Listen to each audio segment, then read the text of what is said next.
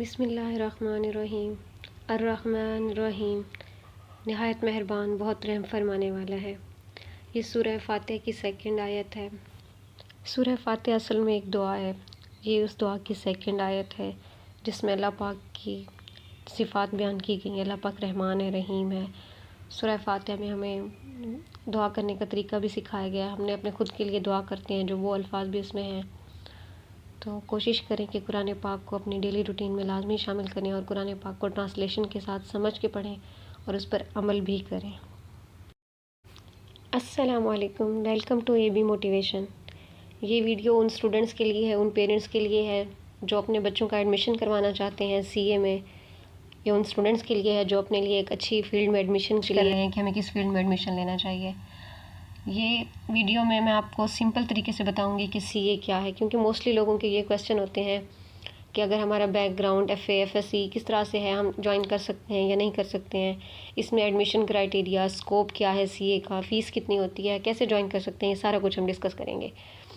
ये हमारे माइंड में ना मोस्टली पेरेंट्स और स्टूडेंट्स के माइंड में ये एक मिसअंडरस्टैंडिंग और मिसकंसेप्शन है कि FSC या FA और BA मतलब इस तरह की स्टडीज़ के बाद ना मेडिकल और इंजीनियरिंग के अलावा तो कोई अच्छी स्टडी है ही नहीं।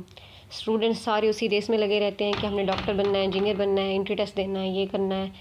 तो मैं आपको इस वीडियो में सारा कुछ बताऊंगी और बहुत ही सिंपल और इजी वे में बताऊंगी कि जो तो चलें स्टार्ट करते हैं। सबसे पहला question, what is CA? CA क्या है?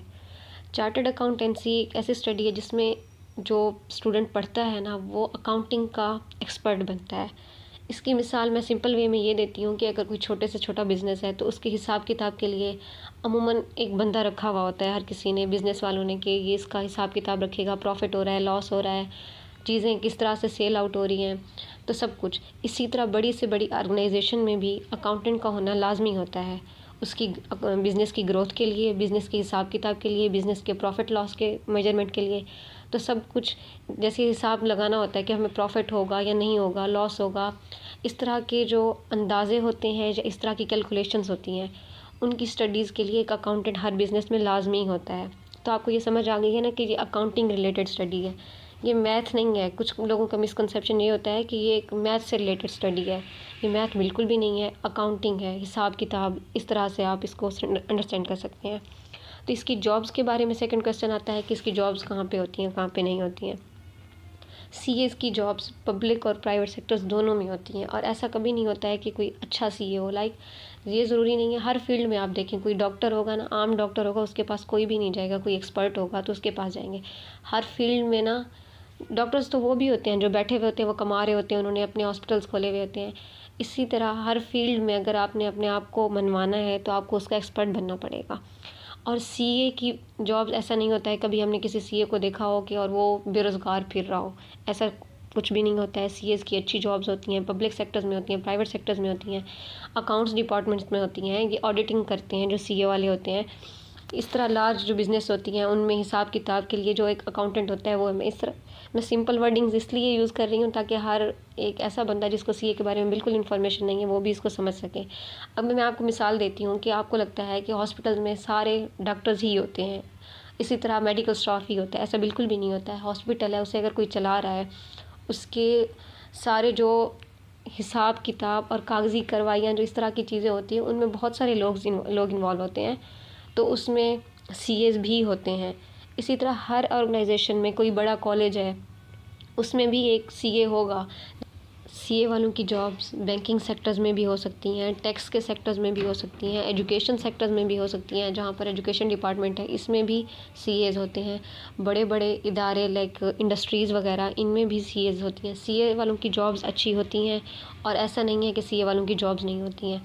आई थिंक CA क्या है और CA की जॉब्स और स्कोप के बारे में आपको पता चल गया है। चलिए चलते हैं नेक्स्ट क्वेश्चन की तरफ, जो है who can join CA? CA कौन लोग कर सकते हैं? तो मैं आपको बताती हूँ, FA FSC ICOM ICS वाले कर सकते हैं। मिनिमम जो इसकी रिक्वायरमेंट है वो है इंटरमीडिएट। CA की कोई एज लिमिट नहीं है, आपकी इससे ज़्यादा हायर एजुकेशन है, आपने मास्टर्स किया हुआ है, बैचलर किया हुआ है, तब भी आप CA कर सकते हैं। मोस्टली लोगों का ये क्वेश्चन होता है कि मैंने FSC बायो के साथ किया तो मैं CA नहीं कर सकता। ऐसा बिल्कुल भी नहीं है, आप कर सकते हैं। कुछ लोगों का क्वेश्चन होता है कि मैंने FA सिंपल किया है तो मैं CA नहीं कर सकता। ऐसा बिल्कुल भी नहीं है, आप कर सकते हैं। तो मिनिमम जो रिक्वायरमेंट है वो है 12 ईयर एजुकेशन, यानी कि इंटरमीडिएट के बाद आप कर सकते हैं। अगर इससे हायर एजुकेशन है तब भी आप कर सकते हैं। FA, FSC, ICOM, ICS आप सब कर सकते हैं। चलें जी, नेक्स्ट क्वेश्चन है एडमिशन क्राइटेरिया। तो मैं आपको यहाँ पे एडमिशन क्राइटेरिया इंटरमीडिएट के लिहाज से बताऊँगी। जिनकी हायर एजुकेशन है, लाइक बैचलर वाले हैं, मास्टर वाले हैं, तो उनके लिए थोड़ा सा क्राइटेरिया डिफरेंट होगा। वो मैं आपको आगे जाके जो ICAP का बोर्ड है, ICAP, उसकी वेबसाइट पे भी सारी ये इन्फॉर्मेशन दिखाऊंगी। तो मैं अभी यहाँ पर उन बच्चों के लिए ये बता रही हूँ जो इंटरमीडिएट यानी कि 12 साल की तालीम के बाद CA को एज अ करियर चूज़ करना चाहते हैं। तो इसमें यह है कि अगर आपने FA, FSC, ICOM जो इंटरमीडिएट का एजुकेशन है ना, उसमें आपके 60% मार्क्स हैं तो आपको कोई एंट्री टेस्ट नहीं देना पड़ेगा, आपका एडमिशन हो जाएगा। मिनिमम जो इतने हैं, इससे हायर मार्क्स हैं तो वेल एंड गुड, मिनिमम ये है। और अगर आपके 50% से ऊपर हैं और 60% से कम है तो जो CA का बोर्ड है ICAP, वो आपसे एक एंट्री टेस्ट लेगा। उस एंट्री टेस्ट की बेस के ऊपर आपका एडमिशन होगा।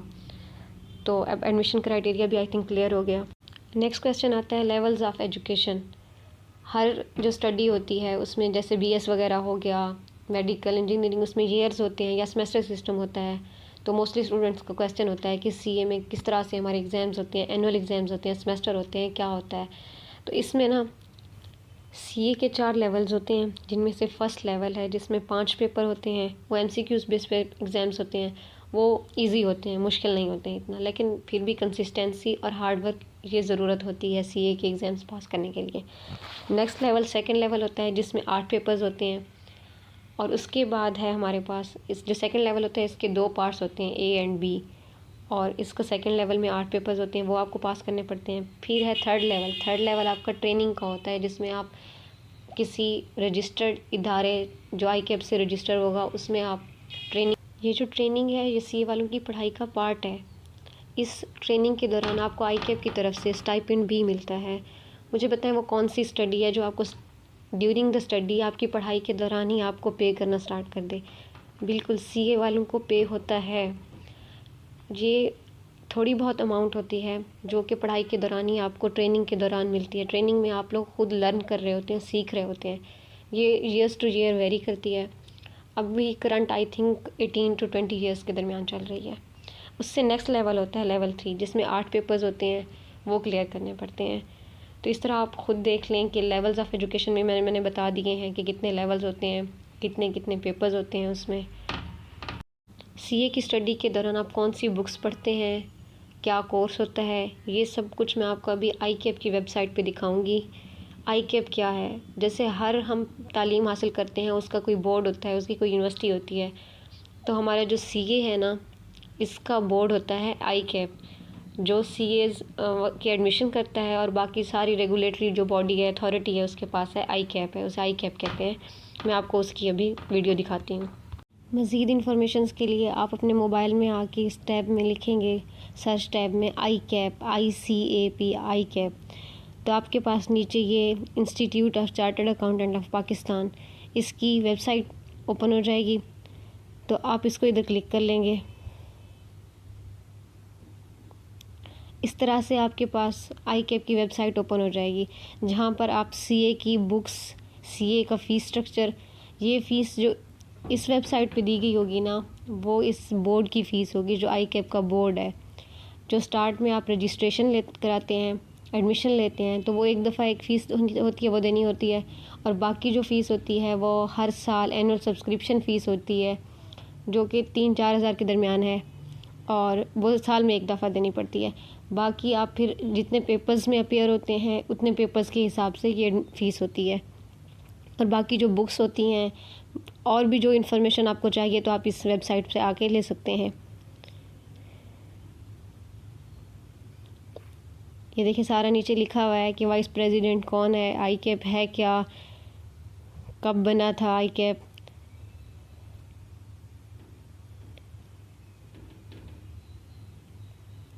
हाउ टू डू CA यहाँ लिखा हुआ है।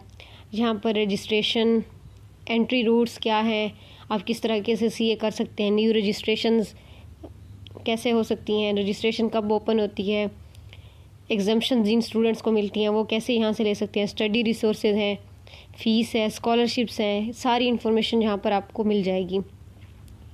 मैं आपको फ़ीस जो है वो अभी दिखा देती हूँ कि किस तरह से आपके पास फ़ीस के टैब ओपन हो जाएंगी।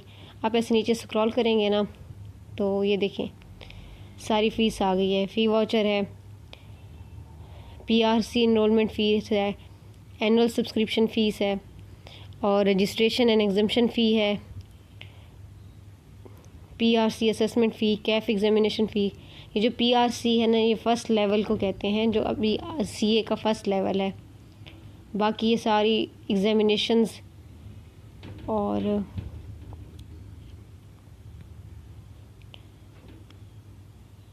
स्टडी रिसोर्सेज, बुक्स कौन कौन सी होती हैं, तो ये आपको यहाँ पे इंफॉर्मेशन मिल जाएगी सारी।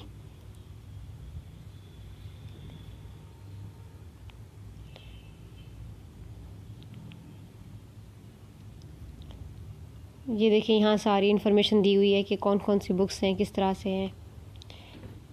आई होप आपको ये सारी चीज़ें समझ आ गई होंगी। बाकी CA ऑनलाइन करना चाहिए या कॉलेजेस में जाके एडमिशन लेके क्लासेस लेनी चाहिए।